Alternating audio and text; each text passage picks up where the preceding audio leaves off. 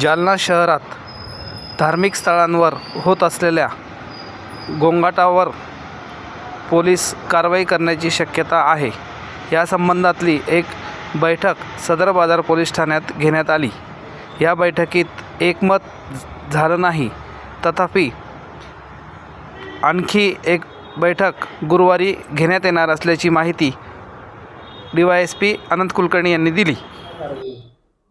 आज आपण शहरातील सदर बाजार हद्दीतील विशेषतः सर्व धार्मिक स्थळांच्या प्रतिनिधींची आणि धर्मगुरूंची बैठक या ठिकाणी आयोजित केलेली होती.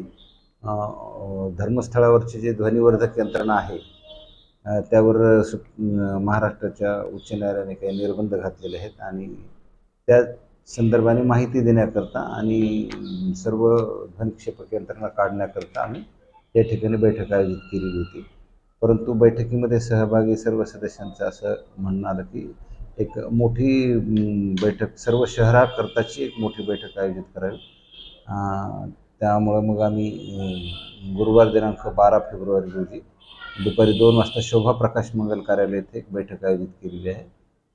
त्या संदर्भाने कोर्टाचे आदेश, कायद्याच्या प्रचलित कायद्यांमधल्या तरतुदी याबाबत आम्ही त्यांना सविस्तर सूचना आणि मार्गदर्शन त्या ठिकाणी करणार आहोत आणि ध्वनिवर्धक यंत्रणा सर्वच धार्मिक स्थळांवरच्या सर्व धर्मियांच्या काढण्याबाबत आणि त्या ठिकाणी आवाहन करणार आहोत.